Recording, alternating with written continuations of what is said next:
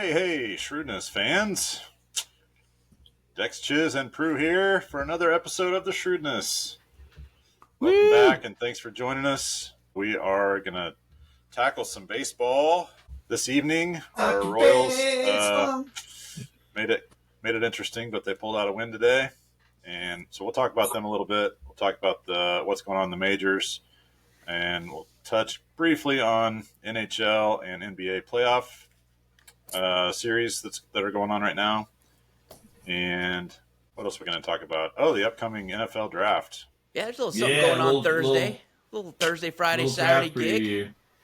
Yeah. We're definitely not going to go in depth on that, but we're going to talk about a few dudes that just are going to be fun to see where they land. That'll be awesome. Yep. Absolutely. Several potential first rounders. All right, let's launch into it. Who wants to talk about baseball? Let's talk about what's happening right now. We go to the divisions, right? You want to start American League? American League. Let's do it. Freaking Yankees are still leading the pack. Yes, they are. Mainly due to one Aaron Judge who has not cooled down.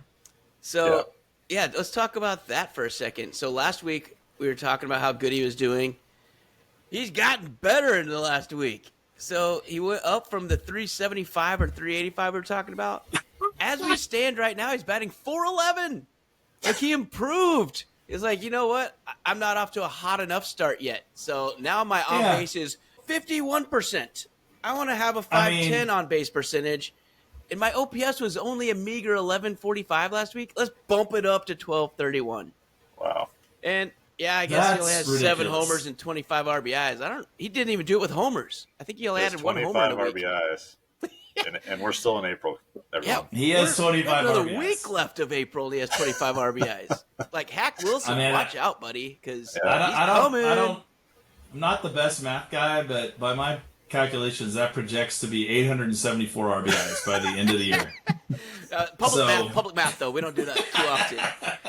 But, he's up to a lot. He's on pace for 30 a month times 6 months. Right. That's pretty easy math. But 51% of the time he's getting on base. Yeah. That is insane. Gross.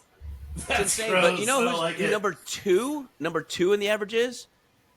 It's Paul Goldschmidt. Why wouldn't it be? Why would it not be Paul Goldschmidt, who he kind of ridiculed a little bit for being too old and he can't catch up to a fastball anymore? But we said, well, maybe the short porch in Yankee Stadium will help him out.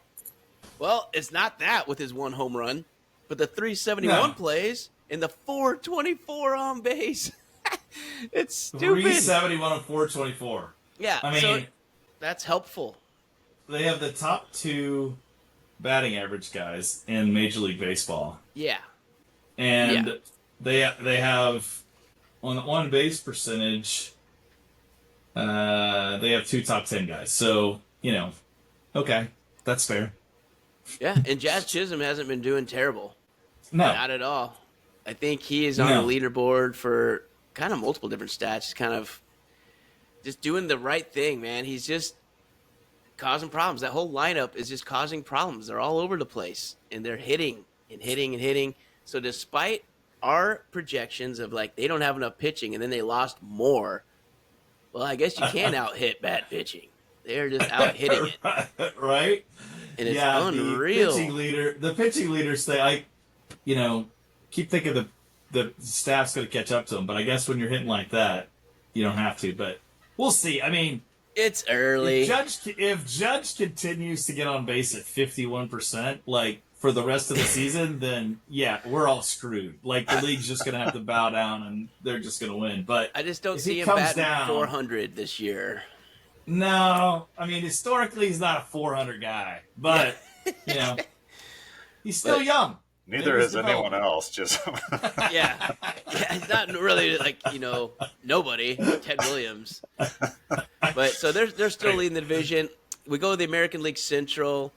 Not a lot has changed. In fact, it's the exact same order as last week when we talked about this. The Guardians are still being Guardians. God, I don't know how either. They won 7 of their last 10. The Tigers, I mean, they're just 14-10. They're half game back. And then there's the rest of them, all 5 and more games back. So the Royals, Twins, and White Sox just struggle bussing. They can't win any games on the road. They're all 3-10, 3-10, and 1-10. I mean, thank God for the White Sox being the absolute doormat of the division. And All right. they are 5-18, and they look every bit of it. They look every Yes. single bit of 5-18, which is what makes the really embarrassing part that the Twins are only 3 games ahead of them. Ugh, horrible. But the Twins are going to get Pablo Lopez back. They're going to get him back. That's huge. Royce Lewis is apparently jogging, so that's good. Maybe May looks like a time to start sprinting again. But we get Royce Lewis back in that lineup. Twins will be all right. I will say though, the Central is definitely the turd in the American League Punch Bowl because the rest of the other 2 divisions are like pretty stinking good right now. Like you look at the AL West, the worst team is the Athletics at 10-12. Yeah, no. I mean, and they're kind of feisty. I think they can just cause problems for any team that plays them this year.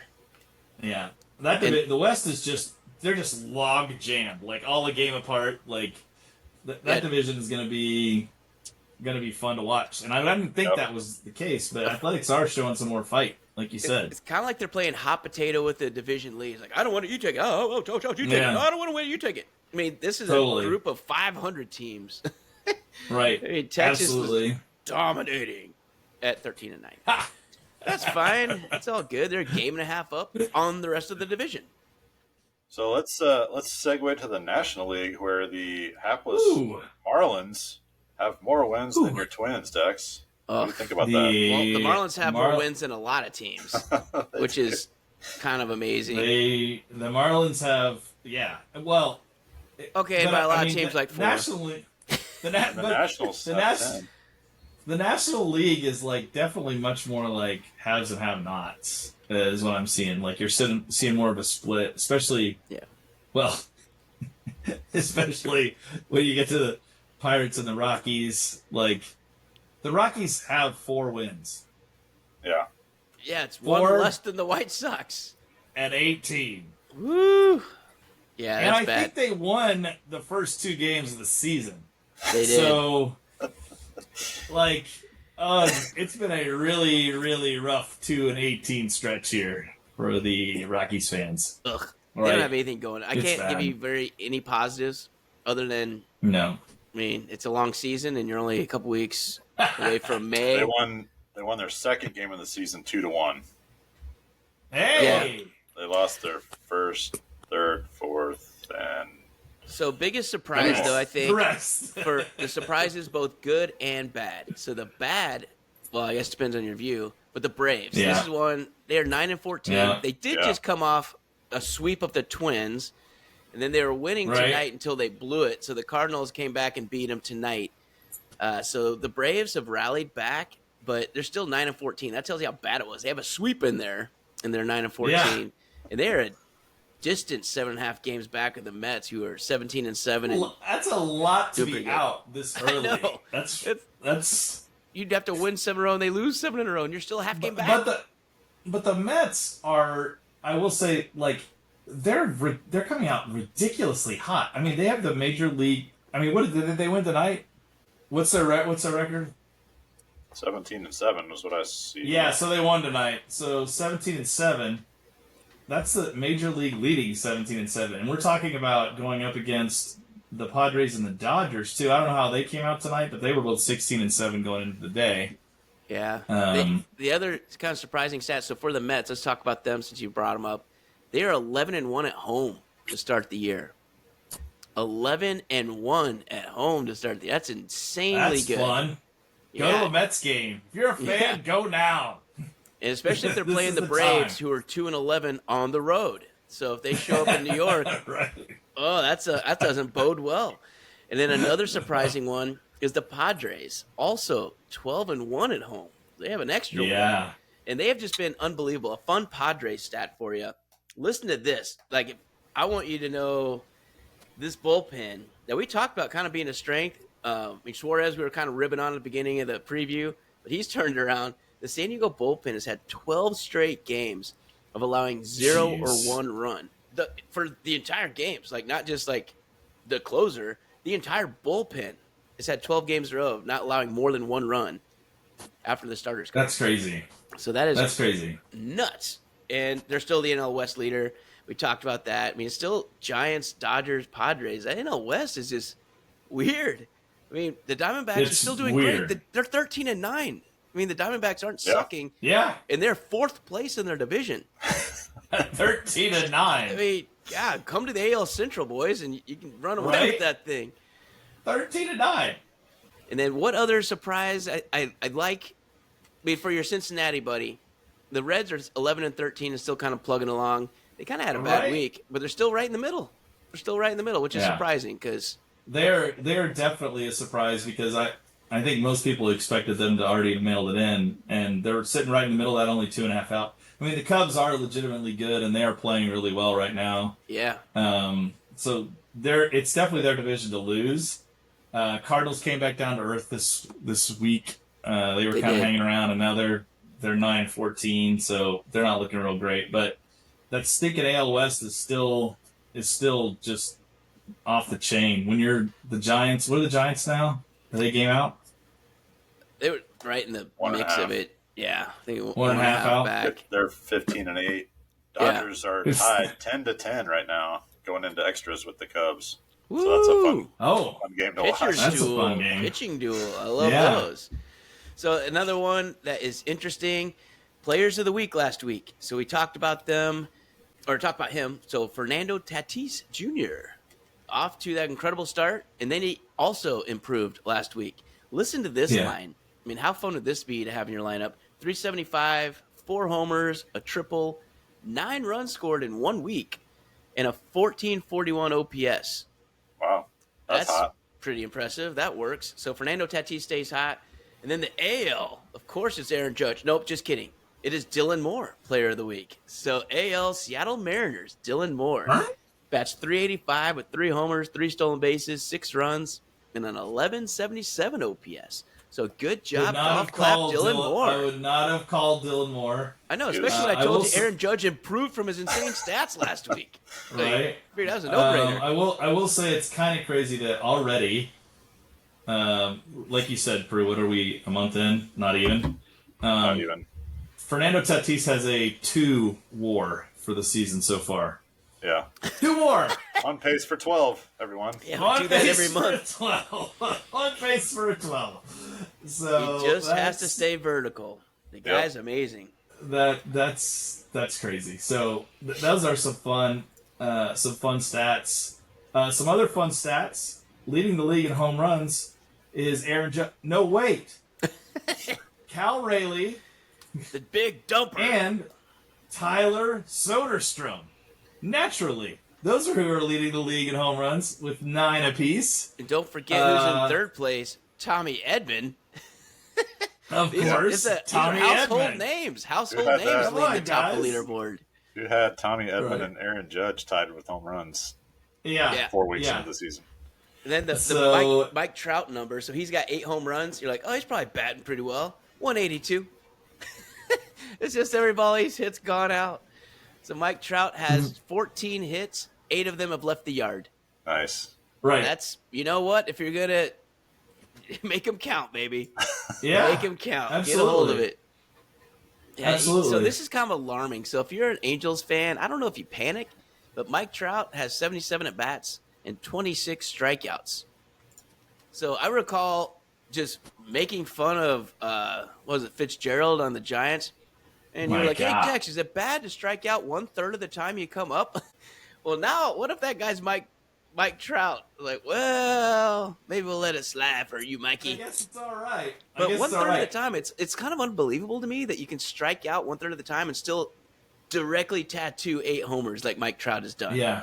Isn't that weird? Yeah. That's a weird stat. You're either completely zeroed in, hitting the core of the ball, or not you even can't touching hit the barn. it. Yeah.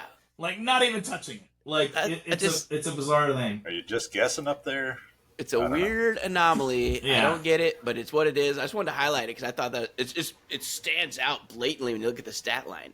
It's just crazy. The other Yankees stat that's kind of weird. So we talked about Goldschmidt and how he's hitting the ball so well. Here's a little bit of an alarming thing if I'm a Yankees fan. So yes, Goldschmidt is hitting for a very high average right now, but when I look at how many hits he has It's for the Sally season. Goldschmidt. Yes. When I look at how many hits he has for the season, he has 32. When I look at how many singles he has for the season, he has 26. Yeah. So he has 6 extra base hits so far for the season. That's not what you're hoping for out of your first baseman. No, Paul Goldschmidt is not hitting he's not hitting gaps, not hitting homers. Like I said, he had 1 home run. And the rest of this Yankees team, I mean, Jazz Chisholm, I was telling you, he's been doing pretty well. I mean, he's got 7. I know, he's batting 159, so he's kind of doing his Trout impression. It's like, well, I'm just going to hit it, and hopefully it leaves the yard every time. And so it's it's very strange how some of these guys, that's half his hits. So Jazz Chisholm, 14 hits, 7 homers. And Mike Trout, 14 hits, 8 homers. I mean, they're not batting well, but they're still hitting it out. But Paul Goldschmidt, though, just, I don't know if he's hitting flares or bloops. I haven't watched too many Yankees games. They just haven't been on, really, that I've been watching. Just looking at the stat line, just seems like an anomaly. Seems strange. Here's another odd stat that I found. Shohei Ohtani, 6 home runs. Guess how many RBIs? 10. 8.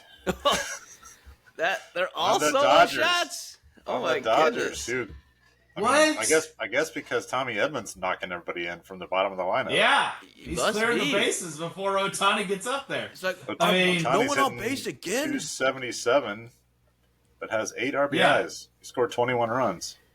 Weird. So my favorite stat for all you stat nerds out there comes from Cincinnati and one Blake Dunn, left fielder for the Cincinnati Reds. Is that Adam Dunn's Blake kid? Dunn. I know. I was like, Blake Dunn. I looked that up, and I don't think it is. Oh, it's always fun, though. There's so many It's always going to be that. relatives playing now. He's had 44 plate appearances. Okay? Plate appearances. He's been hit 6 times. 6 times!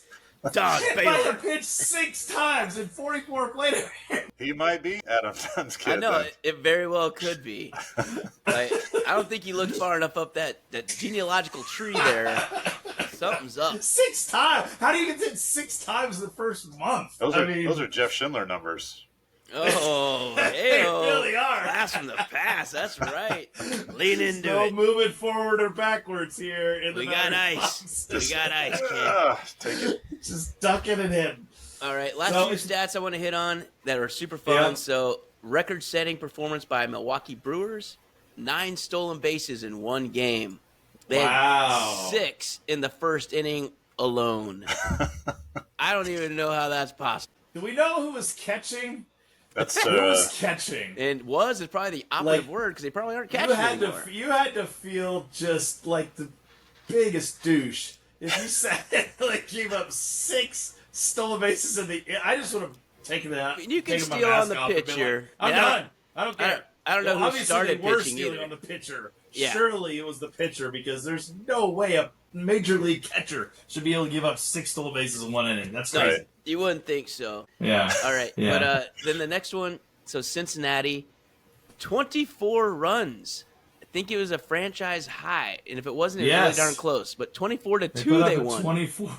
And Ellie De La Cruz literally left Earth for a few seconds and went just as high as Jeff Bezos' little space pod. He jumped and caught this ball and came down slowly with a daisy. And it was the ball, and it was an amazing play. Ellie De La Cruz, we've kind of talked him up in a previous episode, too. Awesome. And what a play. That's right. So he went into orbit and came back, safely returned. And then finally, the Chicago White Sox we talked about, I think they're worse now. So they were 3-15 in their last 18. I think they're now 3-19 or 3-20. They just can't turn the corner. White Sox fans, if you saw our preview, we kind of warned you. Every bit as bad as we told you they would be. Yes. Right? Maybe worse. Maybe worse. They may actually overachieve in how bad they are. Yeah, the only team that we told you would be god-awful and isn't is the Marlins right now. So the Rockies have lived up to the – I guess not living up to the hype. Whatever. Lived down to the hype. Down to the hype. They've been perfectly terrible and abysmal. So the Rockies did down to the dissing. I don't know. Down to the dissing is what they've done. Down to the diss. So White Sox terrible. And that's kind of where we're at. So we kind of run down the divisions and the players. that's where we're at after week 1. Anyone else stand out or any other fun stats you guys want to highlight? I don't think so. It's already been a fun season though. Hopefully you guys are enjoying it. We're definitely seeing some interesting trends. It's gonna be fun to see if some of this stuff holds up, or how bad some of these teams can actually be, because some of them are on a trajectory that's impressive. We talked about the worst team in baseball and how to, who to bet on for that. I think the White Sox had the best odds, but the Rockies weren't far behind. Oh yeah, I put my money on both to be under. Yeah, there's some good bets there. 60 wins or something. Both competing for 55 wins, maybe. Yeah, absolutely. Right now, that seems like a lot for them to get up to 55. It's a big mountain to get to 55 when you're sitting at 4. Yeah. That's 46 more to get to 50. Boy. They are not trending the right way for that. Well, all right, luckily, they still have only 5 months to go in the season. That's right. Let's go talk about for 20. Let's transition. You want to go NBA or NHL first? Let's start They're both NBA. super fun so far. NBA? Yeah. Sounds good. Let's start NBA. All right. So we look at these series. I know, Dex, you're going to want to talk about the way one started in particular. Yeah, it's not going so well in Game 2 as we have it on. No, it is not. It is not. So let's talk about Game 1, though. All right, so Lakers, Timberwolves. What an ass kicking, and I think I can say ass on the radio. And if not, scratch it out. I'll do a butt kicking. They just delivered it to LA in Game 1, despite LeBron and Luka being there. It was just all funny. It wasn't Ant-Man either. So Anthony Edwards did just fine, but Naz Reid, oh my gosh, was he unbelievable and just hitting threes. He's just like dropping them in the bucket like we were playing 9-foot hoops back in the day. He was just having a good time. So they just thunder punched him. I think they won by 26 points. They're about 20-something. I can't remember exactly what it was. It was 22. 22. So there's a lot of 117 to 95. There it is. So that was an exceptionally fun game to watch if you're a Timberwolves fan, which I am. Right. Only in the playoffs. So like I said, I don't really like the NBA most of the season, but come playoffs, it's a lot of fun when they actually play defense and actually when they're trying and try. When they hustle. The rest of the season's like watching the All-Star game, just worthless. Right? Ugh.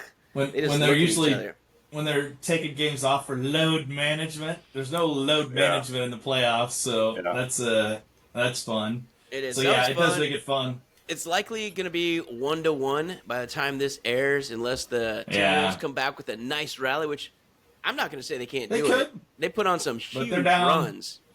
They're down like 20 right now. They're down 18 at the moment. Yep. Yeah, and then it's gonna be tough. And parlaying over, I want to go through the ones that we don't really need to talk about.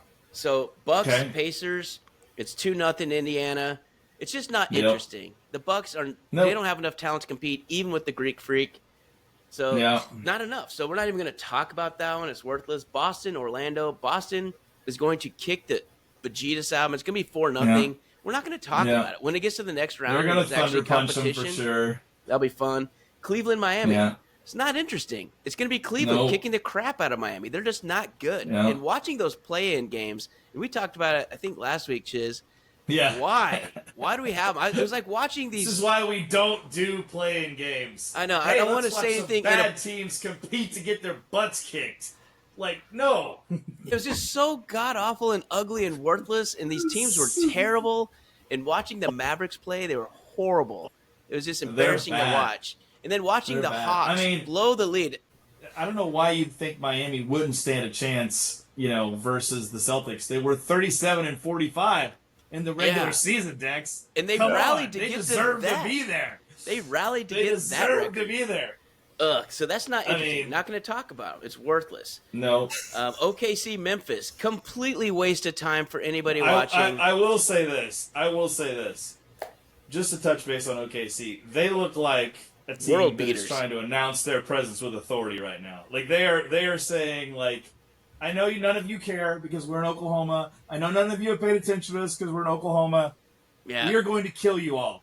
And they're announcing it right now, and it's going to be interesting to see if they can play it out. But yeah, this first round is going to be Snoozeville. Like, it is. Memphis looks like a JV team from the G League, I mean, they just look terrible. And again, watching the play-in game, I'm like, yeah, these are terrible teams. They're not good. Yep. And they can say, oh, they're not seeded well. When they got hurt and everything, they were like, well, they're not now. They don't look good.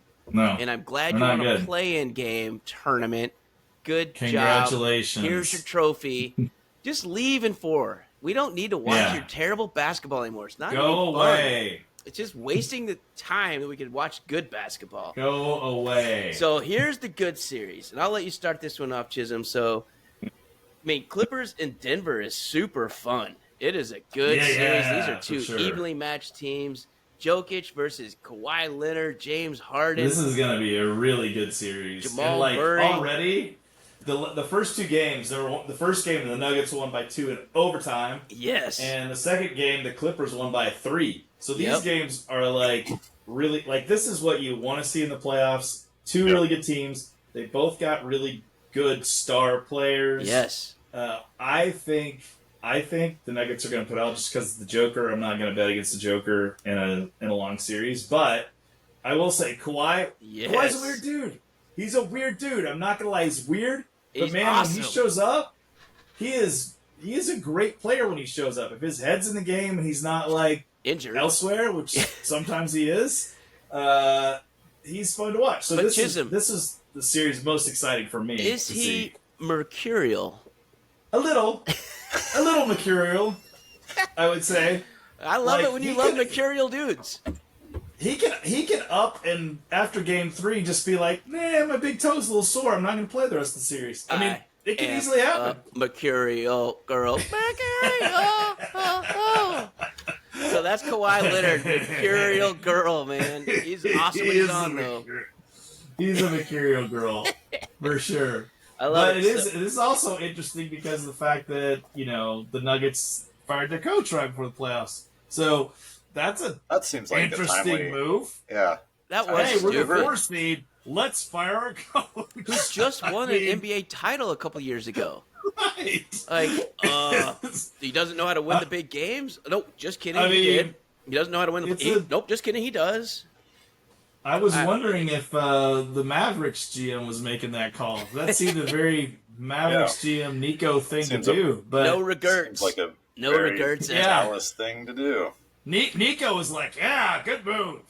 Way to fire him." That's Chisholm, right. you're on Denver, because I'm on the Clippers. I'm for on this Denver. One. I'm on the Clips. Go for it. Let's. This is a 50-50 series for sure. I think it's the most interesting series of the first round. I do too. They got closers on both teams, and that's what's kind of amazing about it.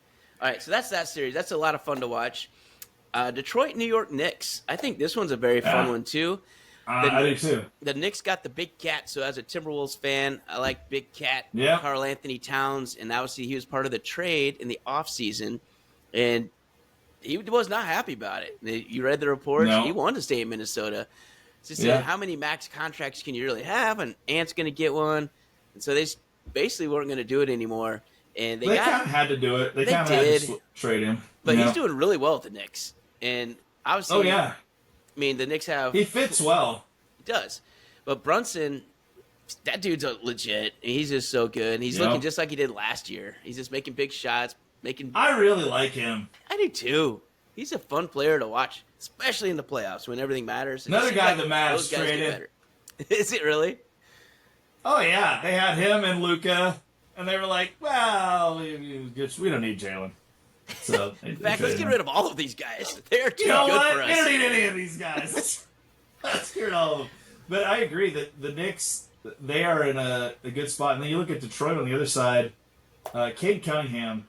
He's really making a name for himself. Yeah. And, I've never really heard of him because I don't watch many basketball games. But I mean, he was highly touted coming into the league, and he's been a little quiet his first couple seasons, but he's, he dropped 33 in game 2.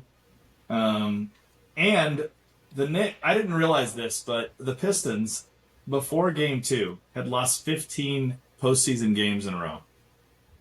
15. So they had been swept out of the playoffs multiple times in a row. So that game must feel really good to them. And I do think that's going to be a very competitive series. I'm with you though. I think the Knicks pull it out. Yeah. At the end. Yeah, I'm on Knicks for this series. Brew, you have any takes on any of these? You been watching any of the games in the playoffs? I have not. I've been struggling to keep up with just baseball, so I've watched a little bit of I don't blame you. hockey, but I really haven't watched the NBA this week. No, Yeah, it's a well, lot. it's more fun as it gets further in anyway. It Yeah. is. That last series you want to touch on, Dex? I don't know if you Yeah. want to touch at all the So- Golden State Houston Absolutely. series. So Golden State, Houston. This one is it's a 2 seed versus a 7 seed. Golden State is a 7. You're like, well, that seems bad. But Steph Curry does not look like he's playing on a 7 seed team. He looks Right. like Steph Curry again. And oh my God, the shots he is making the other night were just stupid. And Jimmy Butler. Yes. Speaking of mercurial, Jimmy Butler Yeah. is as mercurial as you can get. He just seems to show up For on sure. teams and be weird and dominate. And yeah, I don't know. He just does it every single time. The fact of the matter is, I know Steph's getting a little long in the tooth, as they say, but he's still Steph Curry, and you've got Jimmy Butler, who's really good, God, and you he's got just so Draymond Green, another mercurial dude. He You've is. got 3 dudes, but all those guys, like, Draymond's become kind of like just a banger, rebounder kind of dude now at this point in his career.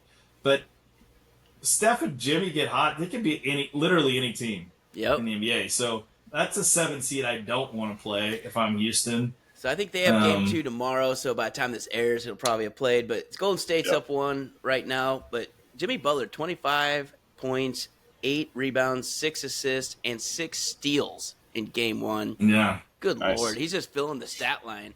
And Steph Curry, again, Yeah. if you didn't see the highlights from game 1, just YouTube him real quick and take a peek. Yeah. He's falling all over the place, taking these ridiculous shots, and they're not even touching the rim. Like, good Yeah. gracious. And actually, this is a series, I think, Dex, there was only 4 games separating the 2 and the 7 seed. Yeah, So- that's true. It was Yeah. 52 and 30 and 48 and 34. So this is a series that I actually put a little bet on Golden State because I just really like their experience. Yes, And Houston's still pretty young. they are. So I could easily see Golden State getting through this. I think the problem Golden State's going to have if they advance too far is They yeah, don't they're have going to it. get worn out. They're Yep. going to get worn out, and they don't have the horses to run with some of the other guys. But Houston may pull it out, but I like Golden State in this series actually. Yeah, I'm with you. I got Ooh. Golden State in this series as well. They won game 1, and that's a huge advantage. Yes, It is, especially when I absolutely. think they're the better team. They're up and eight. at Houston, so and they didn't squeak by, No. so they won by 10. So Yep. that's a good sign for them.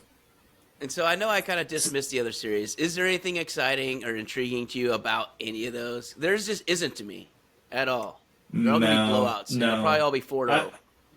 Yeah, I don't think there's going to be any real competition in any of those other series, and I think that's the problem that I think the NBA has. Yep. Right. Because if you flip the script now to NHL, Yes. like every series is always competitive They're in the awesome. NHL. Like it is because Even the 1 versus 8. They're phenomenal. yeah, they're really good, and it's because number one, like all these guys are ridiculous, go all out all the time in the playoffs. If you haven't watched the NHL playoffs, please do. I don't care if you're a hockey fan.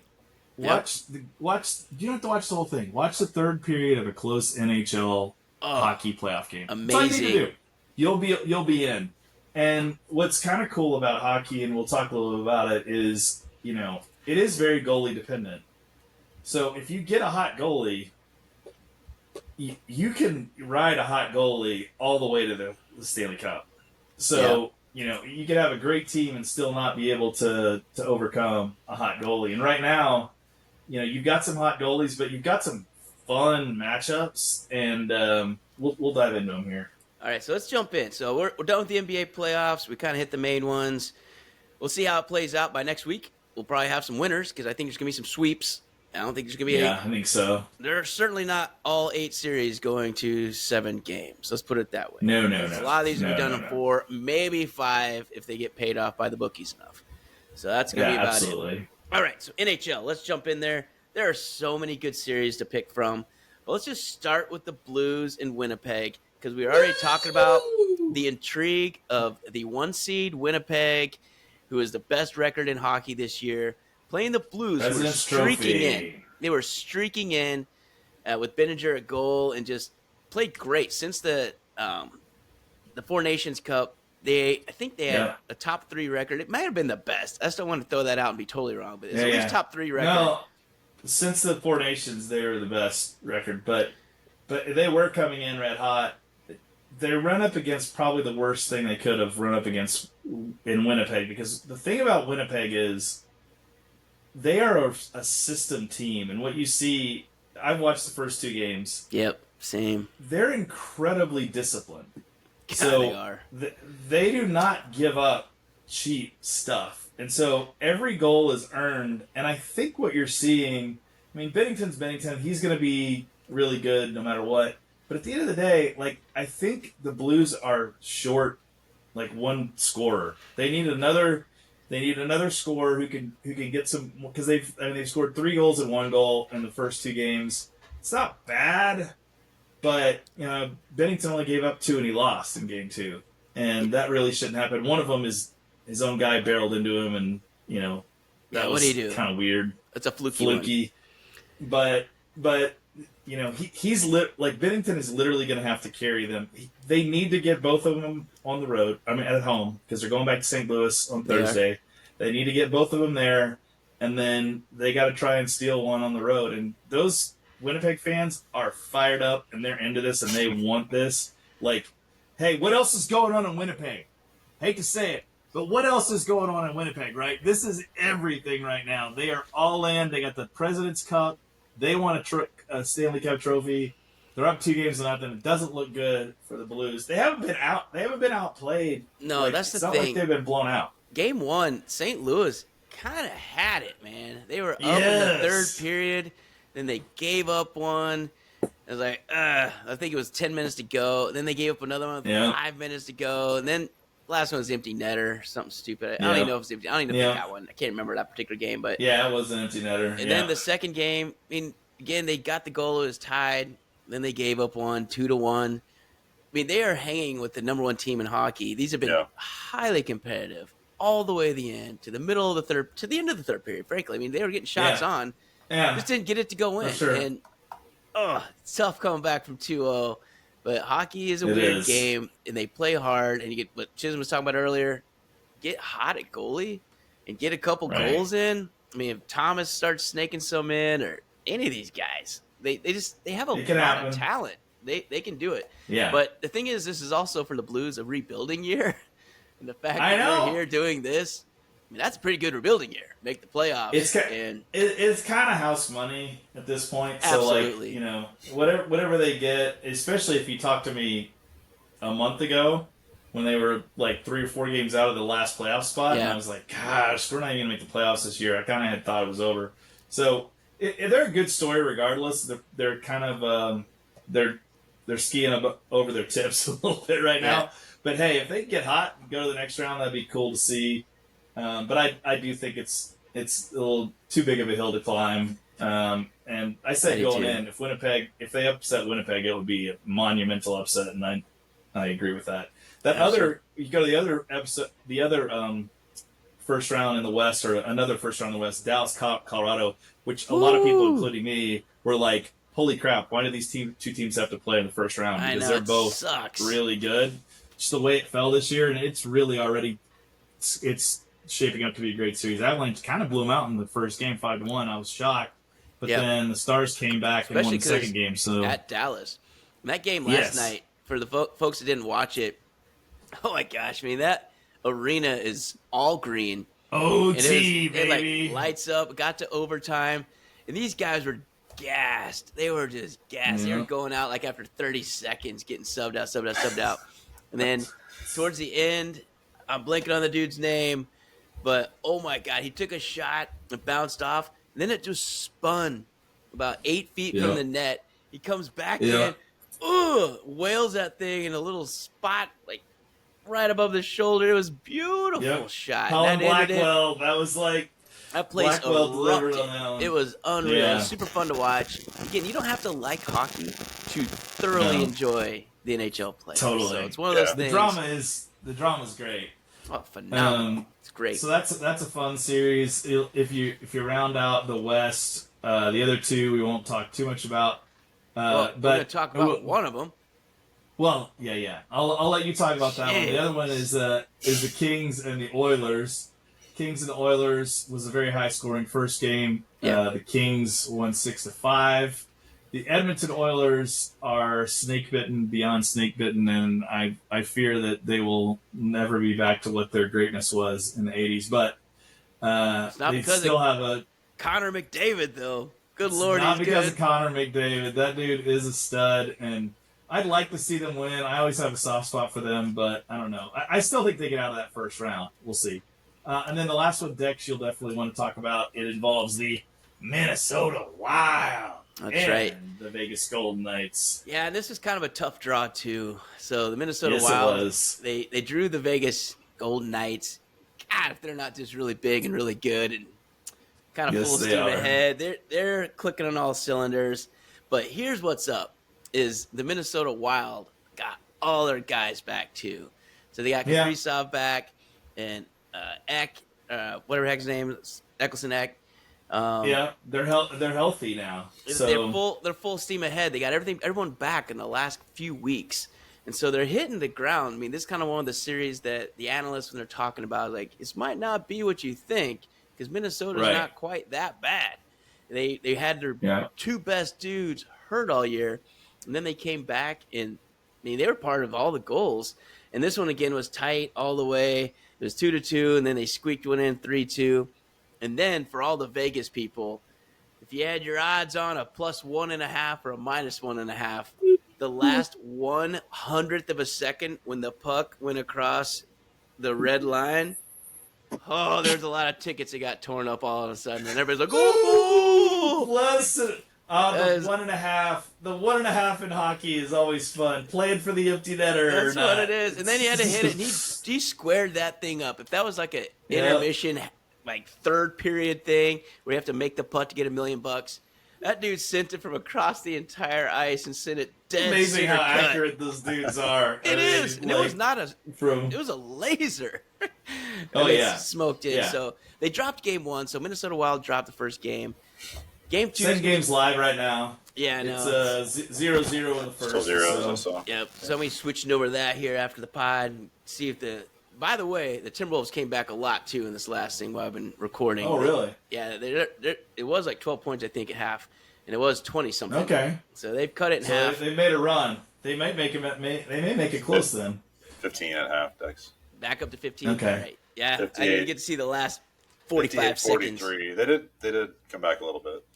Yep. We won't talk too much. We won't talk too much about the East. I will just briefly say, Toronto and Ottawa. Hey, Canada, you're at least going to have one team in the second round, so that's a good thing. Either Toronto Guaranteed. or Ottawa. Maple Leafs have that a 2-0 lead, 2-0 series lead in that one. Tampa Bay, Florida, the Battle of Florida. Florida, you will have someone in the second round as well. Because that great state of hockey of Florida It's going to be the must be Panthers again. represented. The hotbed of hockey that is Florida. The Panthers Then you got the have put up 6 goals tonight, so looks like they're Yeah, going to take, or they are taking game I think one. It's only a they're going couple to take seconds game left. one. Who's That's taking the game first game in that series. Who's Florida. taking it? The Panthers. Okay. Then you got the Capitals and the Canadians. The Ovechkin. Capitals, Ovechkin coming off of his high First of OT breaking goal Gretzky. ever. Playoffs goal. And he gets the first OT playoff goal to get game one to give them a. He's on a high, man. The last couple weeks have been nothing but a high for that dude. So he's up. They're up 1-0, and then Carolina and New Jersey in what is looking like it's going to be a very non-competitive series. The Devils can't score, and they're down 2-0 in that series to the Hurricanes. So that's NHL. Anything else you guys want to touch on there before we move on to NFL? I'm excited to see some of these games. If the Blues can steal one, not steal, if they can hold home ice, that could be a fun series. But otherwise, I think it's going to be kind of curtains. I mean, if they drop the third game, I mean, you're not coming back against the number one team 4 in a No. row. That just ain't No. happening. So No. I'm hopeful, and we're They're a hopeful that definite the Blues can must-win do a little mode. something. They are, which That's is they've right. been in the entire 2 months. So. Yeah, it seems like they've been in for. It's hard to be in must-win mode for 2 months, but that's kind of what they're facing right now. It is. So They won 12 in a row, 13 in a row. 12 in a row. Yeah, just to get into the 12 in a playoffs. row. Yeah, franchise record 12 in a row. record. Yeah. Which is unbelievable for that team. Yeah, that's right. So NFL draft right. is coming up on Let's Thursday. move on to draft. So the round 1, which I love the way the NFL has done this the last few years. Me too. Like just breaking it up. It used to be just kind of like rapid. It's all weird and people are tired. You do 3 rounds on Saturday or something and the other 3 or 4. Yeah. It just kind of sucked. And now it's like, it's an event. Break You it can sit up. there. You can enjoy an entire evening of watching the best college players get drafted, see That's where they're right, man. going. Yeah. Oh, it's so fun to watch.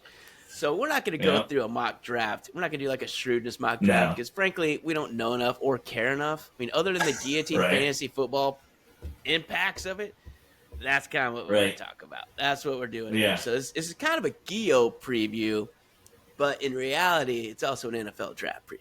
Yeah, So- you There's a gotta, couple- you gotta see like where the- the players fall before you can get too excited about what they're going to do because they're That's going to right. have a supporting cast. Yes, The best receiver Where might they're be going, terrible if he goes to a terrible cornerback. that's where exactly they're right. going is a huge deal. Yeah. I'll give a couple shout outs right out the gate to since we're Missouri natives. There's a couple Missouri guys to keep your eye on in the first round. I will say that. Armand Membu, who is the right tackle who did not give up a sack last year out of the right tackle position in the SEC. It's SEC is a incredible. pretty good football league from what I hear. So Yeah, they I got think a couple trophies down there. he is going to be taken early, probably top 10 pick. A lot of people projecting him to the Jets as a tackle. Oh. And then the wild card is another guy who's a little mercurial, if you will, word of the day. Yes. Luther Burden Let's go the back up. third. Luther Burden the third. So Luther Burden is undoubtedly one of the top receiving talents in the draft. He's probably 1 or 2 if you just put talent on the page. But he had a real down junior year. Was. Not really his fault, but like Missouri just didn't play as well, and he got a lot of doubles because they didn't have anybody to take the heat. I think he A lot was of hurt people for said a couple maybe he games too. He was hurt for a couple of games. A lot of people said maybe he shouldn't have come back his junior year. He should have gone out for sophomore year. He would have been a higher pick. And there's some question about his ability to give it all at all times. That's how I'll say it. The motor's not always So- running.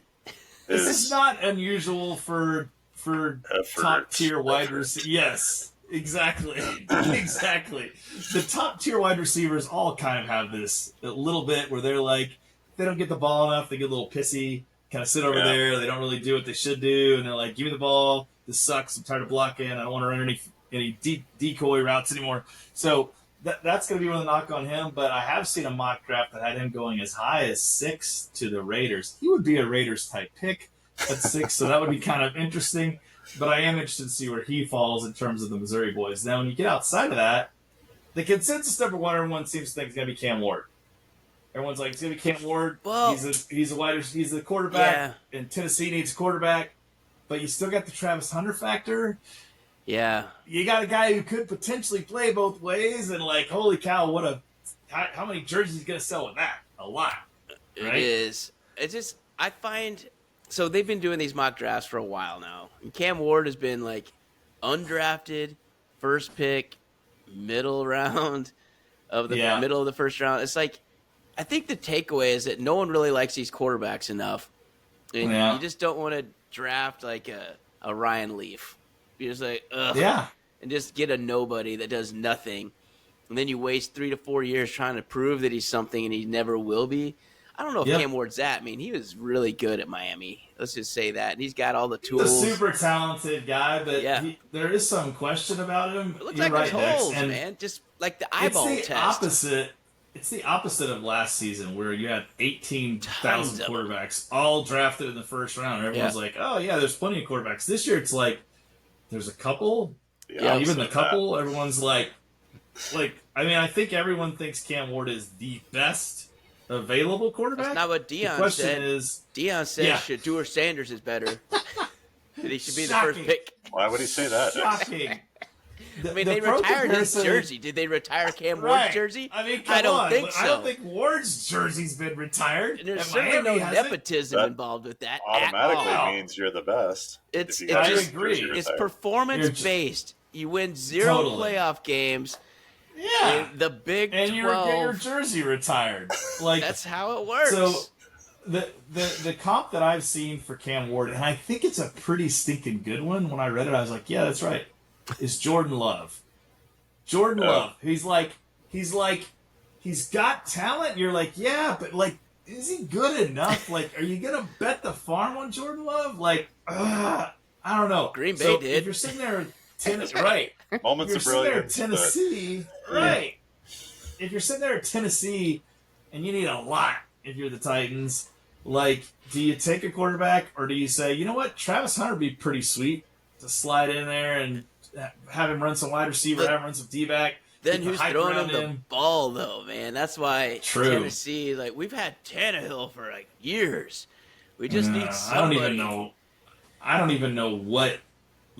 It almost feels like they have to take him, and that sucks. It When you're in a does. position where you're like, we got to take the best quarterback, and he's pretty good. But You know? could you even trade back? Would someone even want to, like, who would you take You could. there if not? So if you You trade could. back, you can get more picks, and then worst case, you take Shedeur Sanders or Jackson Dart from Ole Miss. I mean, it's Yeah. not the You worst could. thing in the world, and you get more picks. Which No. that makes you better. You get more high picks. I like that strategy if you're Tennessee, because unless they really are, Unless they sold love on him. They may say, you know what, we've worked him out, we love him, we think he's great, he's our guy, and if so, then take your swing. But I'm always a big fan in the NFL draft of like quantity. yeah, because more good I people. just don't think anybody's that good at projecting who's going to be good. Like, you just don't know. Like, some of these guys look incredible in college, and they just look like poop sticks when they get to the NFL. Yeah. And then you get guys out of nowhere that are, like, incredible. Yeah, the opposite is true. You find Totally. six, like the Pachecos of the world, Yeah. right, that come out totally. of nowhere.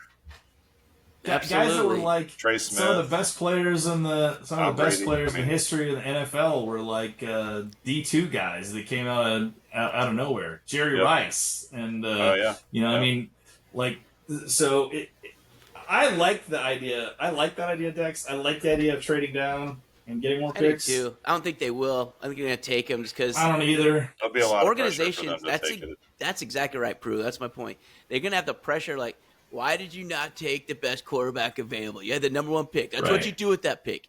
Right. Even though if you take the most talented player in the draft, I don't know. I mean, Travis Hunter could help you both ways, and he already showed he can play both ways. You know? That'd be helpful too. And I don't know. So Travis Hunter, where do you think a best fit for him would The issue be? that I have before we move off the quarterback, I will say this: Yep. the issue that I have with NFL is you're exactly right. What you said is there's always a pressure for these guys to take the best quarterback if you don't have a quarterback. And here's what inevitably happens: it's a potentially great talent on a really crappy team. Yep. So they look bad. They develop bad habits. If you look at the best quarterbacks, I cannot remember the last one. Look at the recent greats of NFL quarterbacking. Tom Brady, 6th-round pick. Mahomes, like 10 or 11th, and he sat a whole first season year. behind someone else. Yeah. Right? Alex Smith. What's the last guy you remember that came in as a number one pick and was incredible? It probably Jaden was Daniels last Jaden year. Daniels is who I immediately think of. Jaden Daniels, but Jaden Daniels hasn't won anything yet. So it's Well, he like got to the what? championship game. He did pretty good. Peyton Manning? Peyton Manning? But he was Like, terrible is his Peyton first Manning- year. He was like 1-15. He was terrible his first year. Who does this strategy work? Is my question. Like, when's the last time it's worked? I mean, I Joe don't- Burrows is pretty good. That's a good call. Joe I Burrow? guess. Hopefully, if you're an NFL fan and your team takes a first round quarterback, that's exciting. But realistically, you got to temper your expectations. Like they're not going to just step in and there's only one Patrick Mahomes, right? And even he sat for a while before he became what he is. But yeah, so that's probably why he was so good. Yeah, that's part of it, I think. Yeah. If they're doing it right, they're going to come in and they're going to learn and they're going to get sped up to NFL play pace and all that. And I think it is hard. Maybe year 2, maybe year 3 is when they really shine. They're not going to immediately step off the college field and dominate the NFL. That's right. And sometimes it's way later. I mean, Geno Smith, he was good second tour, man. He wasn't good there. I mean, Baker Mayfield, he was not real good at the beginning, but now Tampa, man, that's our guy. And I don't think there's anyone in the NFL like, he sucks. Like, no, he doesn't. He's pretty darn good. Yeah. And there's lots of those guys that if they got taken early and if you didn't get beat the Jesus out of you, I mean, sometimes you can rally back. And we'll have to see if that ends up being Cam Ward's future or Shedeur Sanders, frankly. I mean, wherever he goes, we'll see what happens. But Travis Hunter's another guy I want to see just from excitement level. I'm just excited to see where he lands. I don't care who it is. I feel like there could be some trade-ups to get this guy. I think his talent is unreal. His work ethic, unreal. And when you're trying to draft and know your money's not going to be wasted, I think that is a spot to put it. I mean, Travis Hunter is not going to fail you on work ethic or talent. He will give you everything he has. I'll tell you what. If I'm the Browns, I'm taking him because you're not one player away from anything in Cleveland. So get a guy who's gonna potentially fill 2-for-1 holes, and people are gonna get super excited about, and people are gonna want to watch a Cleveland game, and Cleveland fans are actually gonna come to the game because this dude's playing. I would jump at him. He seems determined he's going to play both ways in the NFL. That seems crazy town to me. Well, I think once he plays a full season, he's going to go, what happened to my body? Who else is doing that? Shohei Ohtani, and it's working out pretty well for him and his $7 billion contract. It worked out really well. Yeah. And he hadn't even pitched last year. But that's true. If you have the talent and can do it. The physicality of the NFL is... Yeah, I think if you do have a guy that, even if he's capable of playing both ways, the injury risk and the likelihood that he plays both ways all season, I don't know. I mean, he got hurt 2 years ago, and it was one of those deals. But the fact is, I feel like you could put just packages on defense for him, packages on offense for him, or just have him play one way the whole way, whatever that is. It sounds like he's a better cornerback than wideout, but he's a pretty goddamn good wideout. Yeah. So there's certainly seems like there's packages you could do. Goal line, I mean, third down. I love that idea, Dex. I love the idea of if I was drafting Hunter, I would draft him and I'd say, listen, you're our starting corner, and we're going to get you in 4 or 5 times a game in a wide receiver role. Sometimes as a decoy, sometimes we're going to get plays to you. But like that alone is, keeps him engaged and energized. If somebody goes down, you could always slot him in there if you need to. But he's I would just worry about the beating. That he's not a huge guy. Like he's pretty slightly built. So I don't know. It's gonna be fun to watch him regardless. I see that combination working out better than the opposite, right? If he's in there a lot on defense and comes in and catches 3 balls a game or something, that's way less beating than the other way around. If he's a featured receiver and is taking 8 catches a game or something, that's probably maybe a stretch for him, but maybe not. Yeah, maybe not. He's probably going to get that many targets. Yeah, taking 8 big hits a game versus 3, that's better for his longevity. Yeah, that's right. If he focuses on his defense and playing cornerback. It could be fun. So I'm excited to see where he goes. There's 2 other dudes I'm very excited. And I want to see if there's anyone else you guys want to talk about. Ashton Genty. So running back, Boise State. This guy is ridiculous. Michael Myers. I love this back dude. there just ready to thunder punch somebody. I mean, he's kind of projected to go to the Raiders in a lot of these mock drafts, but I can see plenty of teams trying to I don't think Raiders would trade the pick, you'd have to trade up to 5 to get him. So trying to Right. scoop from Jacksonville, who, I mean, I don't know. They seem to never really get better. And New England, they probably won't be No. stupid, but they could trade down. They'd probably be fine with it. If someone wants to trade Yeah. up to 4th pick, they're like, I'll take more of your picks. And For sure. holy crap, he would look good. I don't know if there's a team Ashton Genty would look bad on. I'm just No. wondering who's going to do it. I just don't think he ends up with the Raiders. And it'd kind of suck if he does. Even though apparently I hope he doesn't. the Raiders I know. coach, his kid's like, if he comes up and you don't take him, I'm leaving this family. Something Right. like that. Word to that effect. And I was like, oh, well, there we go. So no pressure there, Dad. The comp that I see for him that I think is really interesting is Marshawn Lynch. A lot of Really? people are saying Yeah. he's a Marshawn Lynch. Like, he's not as big as Marshawn, No, he's not. but he runs like Marshawn. I can totally see that. He's like totally unafraid of contact. I'm going to hit you like He'll initiate You know, contact. totally. And so I kind of like that. It's a really interesting comp. The thing that scares, I love him. Okay, and I'm going to love him, but I think I'm going to love him for his 3 seasons in the NFL. Like, I don't know that Ouch. this guy is going to last much longer, and it's not because he's not talented. It's because he's just not big enough for his running style. I just feel like it's going to be like the wear on this dude is going to. I worry he's not going to get the big second contract. That's Yeah. what I worry about for him. Is like he's not going to get that because of the wear and tear. But When you get I think it's gonna be drafted fun top to watch. 5, that's a pretty good first contract anyway. that's true. That's true. I mean, I'm not going to worry about his financial situation or anything. I think he's going to be all right. but, He might but get some I- endorsement deals. He might sponsor Right. Shrewdness. I mean, you don't really know. He We may got do tons of all money to right. offer him. Like, hey, here's $10 He may bro. do all right, but I am not. I just personally, I just don't want to see him go to the Raiders because I want to root for him, and I do not want him to be. There on is the Raiders. that. But That was the worst that's part just about me. Bo Jackson being on the Raiders. Oh, when you're a Chiefs fan, like of worst. all the teams, you're a Royal, but then you're playing for the Raiders. Oh, Go to So the Ashton Raiders? Genty, don't do that to us. Go anywhere else. yeah, right. Except Absolutely. Green Bay. Don't Absolutely. go to Green Bay either. All right. Yeah, yeah. So, one other guy Yeah. I want to talk about is Tyler Warren, tight end for Penn State, arguably the best tight end in the country. And having watched Yeah. him personally just demolish the Minnesota Gophers at a game I was at in the 4th quarter when that Yep. game was over. The Gophers had the Yep. game in the bag, and Tyler Warren came up with this huge play and then another huge play. Oh, and then another huge play to win Yeah. the stupid game. And then I watched him do it against everybody else too.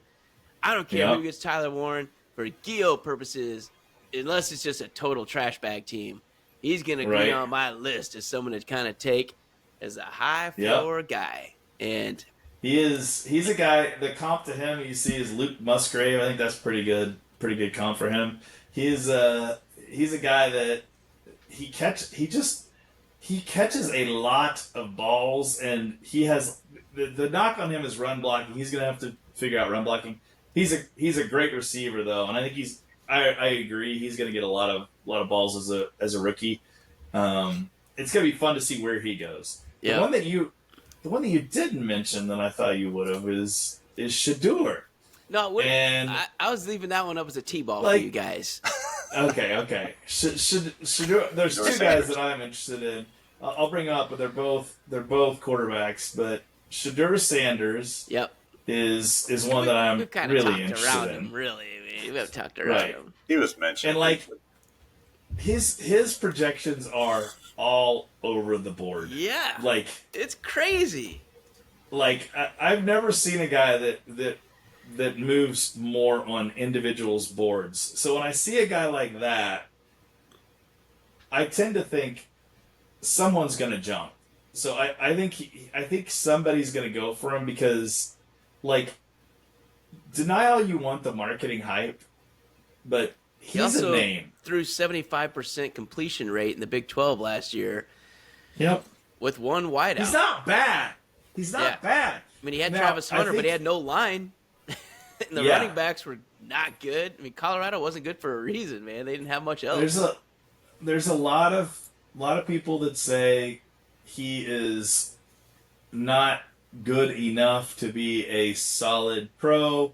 They may be right, but the fact of the matter is, you're going to get a ton of hype. You're going to get a lot of coverage. You're going to sell a lot of jerseys. There's going to be a lot of people that are interested in watching your games if you get Shedeur Sanders. Mm-hmm. And I think it's going to be too hard for people to pass for that long. I honestly think somebody's going to overdraft him. I think he's going to get taken too early. And I think someone's going to trade up. I would not at all be shocked, or I wouldn't be surprised if somebody like the Saints took him at 9, because they're like, you know what? Derek Carr's not the guy. Let's go for it. That is one of the dudes I was going to poke you with. Do it. I was like, but do you at least think he's better than Derek Carr? Do you think he's better than Geno Smith? How about Anthony Richardson? Like, there's so many teams, like, yeah. I mean, he's got to be at least as good as that guy. And maybe if he hit the high side, if the people that projected him high are right, he's dropping dimes, just right in the bucket on these deep throws, and can move a little bit and move within a pocket. And once you give him an NFL line and an NFL running back, what can he do with talent? I mean, San Francisco, for example, if he goes there with that coach, I mean, Brock Purdy, look what he's doing. And people have the same concerns about him, that he's not that good. He's not really a top 10. Are you willing to pay that dude $50 million freaking dollars to sign a contract? Or do you go get Shedeur Sanders, who you know has been prepped for the limelight, the situation, and you know he's well coached? I mean, he's going to come in and probably think he's getting less coaching from any NFL coach. Yeah, totally. So I don't know. I have I'm on the green arrow for Shedeur Sanders. I think he's going to slip and go to a team that's going to. I mean, what's great about him is because people think he sucks. One of the better teams later in the draft is going to get him, and on a better team in a better situation. Watch out! So I'm going to throw this out there. And it's ridiculous, but I just got that funny. I got that rumbling in my tumbling. It's probably the Whataburger I ate earlier, but it's the Browns jump too early, and they take Shedeur with the 2. Okay, this would be so Browns. This would be so. That's Browns, not the right situation for him. It is not. But like, is this not what the Browns would do? Like, I can totally see the Browns being like, it's totally what the Browns do. We totally need a quarterback. Let's get this guy in here. Shedeur's the next best guy. Let's get Shedeur in here. Like, I could totally see them being an idiot and pulling him in and thinking he's their guy. But they could trade back 10 spots and still do it, which is why it's a Browns move to not do it. Make sure we don't get any more picks. Ensure that we don't get that. Absolutely. Like, you could probably keep bouncing back just enough and get the 7th and then trade the 7th and then get the 12th, 15th. They could. Trade those and just keep stacking up 2nd, 3rd round picks. But remember, this is the team that picked Johnny Manziel not too long ago. So, like, he had no character issues. I think there's. Shedeur seems very polarizing to me. Like, I think a lot of teams are going to be like totally stay away, and then others are like going to do something dumb to get him. Yes. So I think you're right. It'll be super interesting to see how that plays out. Right. Right. I'm going to say he's not a top 10 pick, though. I think I agree. I agree with you on talent. Yeah, I agree with you on talent. I don't think he's top 10, but I think enough teams are going to see through the hype and be like, is he really a guy that can step in and make a difference this first year or 2 or even 3? You don't think in 3 years? Wow. You know, it's interesting. Dex, you mentioned maybe. I mean, San Francisco, Arizona, I can see is really nice fits. It depends on where he goes. I'll give you that for sure. What about a popular one that I see him fall into Pittsburgh at 21? I don't think he'll fall that far. I don't know. I don't think he will either because of all the things you said. Someone else is going to see enough to jump and trade up to get him. Yeah, right. But oh my God, if he does though, that could be a good fit. If I'm Shedeur, that would be a dream scenario for me because you've got a quality team. You got a good head coach. You got somebody who it's a much more stable, much better. If I'm Shedeur, I want to drop later. I know he doesn't want to. None of these guys want to drop later, but Better I think it would situations. be a blessing for Shedeur. The comp I see for Shedeur is Geno Smith. And it's funny you mentioned Geno Smith because Geno Smith is a guy like I could see that for him. I could see him like not being like all world out Right of the away. gate, but being smart enough and having enough pedigree and coaching and talent that he could develop into a good starting NFL quarterback. That's where I'm at. Yep. Yeah. I think he's the further he drops, probably the better the situation for him. I agree. I hate him in the top 10, but if he's low teens, 20 something, like now you're on a team with a winning record.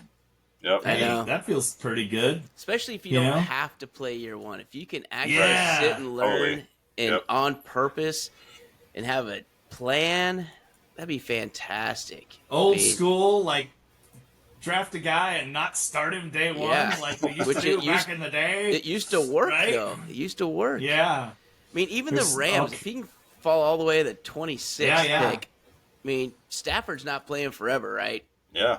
Right. So let him watch a Hall of Famer for a couple years, and then be with McVay. Are you kidding me? That'd be a phenomenal spot for Shedeur Sanders to go. It's interesting that you say the Rams because that's where I've seen a couple of the, I guess what you'd call third quarterbacks, Jackson Dart or Jalen Milroe. I've seen them being picked by the Rams in a few mock drafts because they're saying like, hey, we don't need a guy now. Yeah. Right? But we need a guy. And if you get to a Milroe or a Jackson Dart, those guys aren't really probably going to start. They're not going to be ready to start this year. If you're starting them, things are not good. So things have gone the wrong direction for you. Yeah. So if you put that guy behind a Stafford, one of those guys behind a Stafford, that'd be an ideal scenario for those guys, I think. Yeah, I agree. So that's kind of all the main ones. I mean, those are the fun ones, at least for fantasy purposes, right? Yep. So that's why we're talking about them. There's going to be some great linemen, great edge rushers. And those are probably the picks your team should take if you're a football fan. You want a big fatty and a really fast guy on defense. That's who you want on your team to become better and go to the playoffs. But for fantasy, we like the ones that score the tutties, baby. We want to see all the fun stuff. Skills. Everything's exactly. And this will be interesting from a fantasy standpoint because be prepared, everybody. This is supposed to be a defense-heavy draft up front. You're not going to get a lot of wide receivers, running backs, quarterbacks in the first round. It's not going to be a lot of skill positions. It's going to be a lot of linemen. It's going to be a lot of defensive players. You're going to be like, oh, I wanted our guy to get, listen. Win in the trenches. That's what you want to see. But we will break down the guillotine implications for you as you're preparing for guillotine season, which isn't too far away. Every day is one day closer to guillotine season. It's so fun. We will talk about those fantasy implications next week. Yep, absolutely. So I think that's all we got for tonight's show. We want to thank you all again for following, liking, subscribing. It really does help.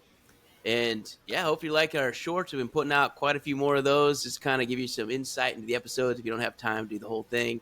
Give you little nuggets, little here, little something there, a little something here. Make it fun for you. It's good having a full three-banger back again. So welcome back, Prue. Yep. And done with my world tour. If you guys want, hang on now. For those of you who are diehard Kansas City Midwest fans, we're going to talk a little bit about the Royals and the Miners. And for the rest of you, we will see you next week. Stay shrewd.